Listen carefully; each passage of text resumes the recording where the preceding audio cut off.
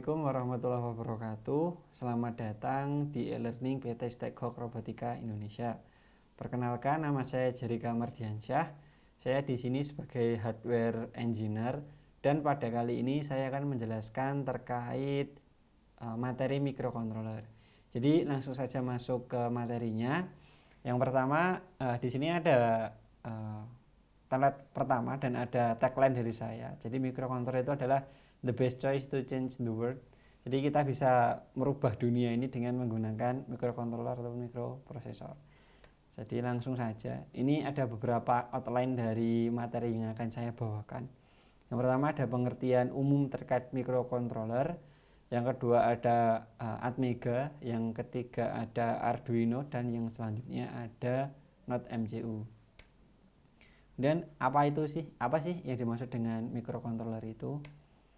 Jadi untuk lebih detail dan lebih mendalamnya lagi agar terbawa dengan kondisi era saat ini. Jadi di sini ada salah satu perkembangan revolusi industri yang ada pada era sekarang. Jadi untuk era sekarang itu memasuki era industri 4.0, tapi untuk lebih detailnya untuk tahun 1784 itu adalah era industri 4.1 adalah industri 1.0 maksud saya. Jadi di sini mesin masih manual dan untuk selanjutnya yaitu industri 2.0 di mana sudah mulai kegiatan otomasi bermunculan. Kemudian ada industri 3.0 ini tahun 1969. Di sini juga sudah mulai industri dan mulai ada beberapa robotika, dan untuk saat ini adalah industri 4.0 yang mana ada cyber physical system dan yang paling gencar adalah IoT atau Internet of Things. Dan langsung apa sih microcontroller? Jadi untuk pengertiannya tersendiri adalah sebuah struktur atau sebuah chip yang digunakan untuk dikemas menjadi sebuah chip dan dirancang untuk melakukan tugas operasi tertentu. Pada dasarnya untuk microcontroller tersendiri untuk otak utamanya yaitu berupa chip ataupun IC. Kemudian untuk gambar di atas adalah struktur atau susunan dari sebuah microcontroller tersendiri. Kemudian untuk fungsi microcontroller, yang pertama bisa digunakan sebagai decoder dan encoder. Yang kedua bisa digunakan untuk counter atau penghitung. Yang ketiga bisa digunakan untuk flip-flop. Yang keempat bisa digunakan sebagai timer atau pewaktuan. Selanjutnya pembangkit osilasi. Yang kelima ada ADC atau analog digital. Dan selanjutnya ada inverter. Kemudian ini untuk microcontroller yang paling basic terlebih dahulu dan sekarang masih populer. Jadi di sini ada Atmega. Jadi Atmega 8 khususnya itu adalah microcontroller CMOS 8 bit dengan daya rendah berbasis arsitektur yang ditingkatkan dari RISC. Kemudian kebanyakan instruksi yang dikerjakan pada satu siklus clock. Jadi Atmega 8 ini juga masih umum atau sering digunakan pada proyek-proyek yang ada.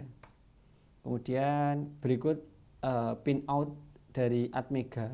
Di sini ada dua tipe komponen yang berbeda. Yang bagian kanan ini ada Atmega 328 dengan bentuk komponen DIP, dan yang bagian kiri adalah Atmega 32 dengan bentuk komponen SMD.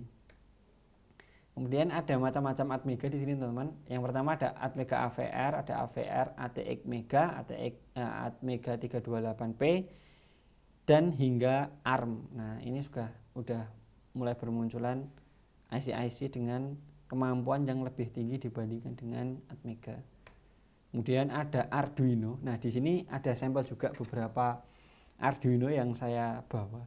Jadi Arduino adalah microcontroller atau pengendali mikro papan tunggal bersifat sumber terbuka dan menjadi salah satu proyek open source hardware yang paling terkenal atau paling umum digunakan. Jadi untuk Arduino sendiri ini lebih masuk ke base education atau lebih sering digunakan di bagian pendidikan yang ada di Indonesia maupun di negara-negara lain.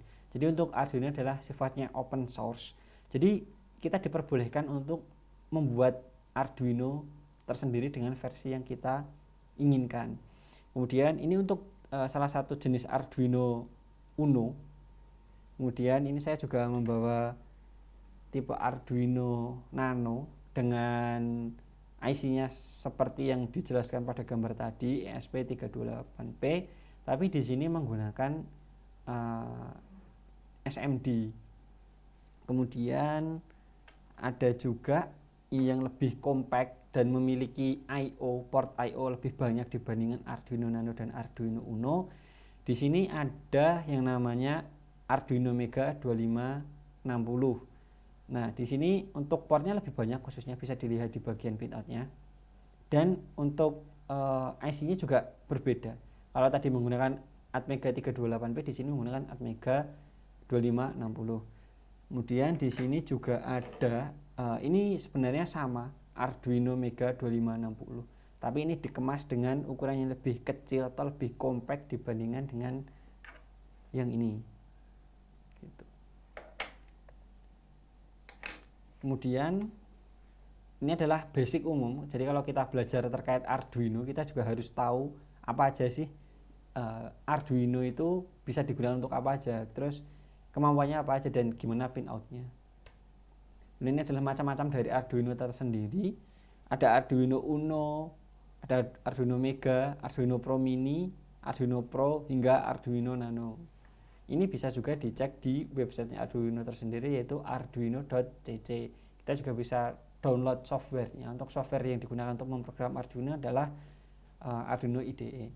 Jadi ini kita tadi kan sempat membahas terkait Arduino adalah open source ya. Jadi kita bisa membuat sebuah Arduino tersendiri dengan cara yang kita tentukan sendiri dan konstruksi yang kita tentukan sendiri.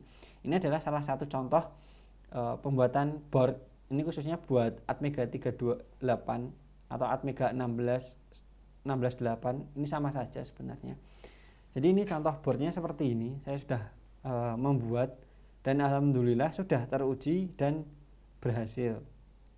Nah, kemudian untuk membuat sebuah Atmega, kita perlu membuat loader dari si Atmeganya tersendiri, atau kita perlu memasukkan sebuah program yang nantinya IC tersebut bisa kita gunakan. Ini untuk IC Atmega 328P-nya tersendiri. Nanti kita langsung bisa pasang di bagian sini.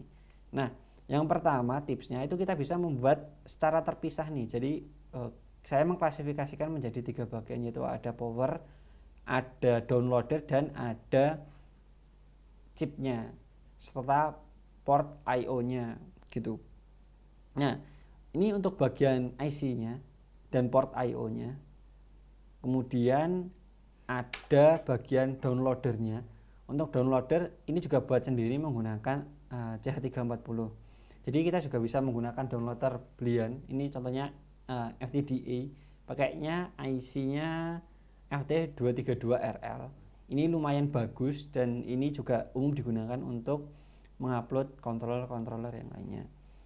Kemudian ada juga USB ASP. Ini juga bisa digunakan untuk membuat loader dari si IC tersebut. Kemudian ini yang saya spill tadi, downloader yang pernah dibuat dan alhamdulillah juga sudah berhasil. Kemudian ini ada regulatornya. Nah, kemudian setelah beberapa part atau 3 part tadi sudah dibuat satu persatu dan sudah diuji bahwasanya mampu dan bisa, maka kita satukan part tersebut menjadi satu kesatuan yang compact seperti ini. Ini menggunakan beberapa komponen, tapi untuk SMD-nya hanya satu, yaitu CH340-nya, dan yang lain DIP. Ini untuk langkah awal ketika kita belajar, enaknya menggunakan komponen DIP agar memudahkan kita saat soldering ataupun troubleshooting terhadap PCB yang kita buat. Kemudian setelah kita sudah mulai ekspor, kita bisa membuat dengan menggunakan tipe SMD. Jadi nanti secara umum untuk ukuran dari PCB kita itu lebih kecil dan I/O portnya seharusnya juga lebih banyak, tapi juga tergantung dari si IC yang kita gunakan. Tapi untuk pembuatannya lebih sulit yang pasti, tapi untuk bentuk boardnya lebih compact dan lebih bagus. Kemudian ada Node MCU. Jadi Node MCU ini adalah sebuah microcontroller juga, tapi di sini dia bisa digunakan untuk mengakses WiFi atau biasanya untuk proyek-proyek kecil seperti Internet of Things, dengan katakanlah kita ingin menyiram sebuah tanaman dengan menggunakan handphone, kita juga bisa menggunakan node MCU berikut. Kemudian ini adalah salah satu dari pinout dari node MCU tersendiri dan karakteristik atau spesifikasi dari node MCU tersendiri. Jadi di sini menggunakan IC ESP8266. Ini adalah macam-macam dari ESP yang ada, dari mulai ESP02 hingga ESP WT8266S1. Ini beragam dan memiliki fitur yang masing-masing dan berbeda. Dan ini sekian dari saya pribadi. Assalamualaikum warahmatullahi wabarakatuh.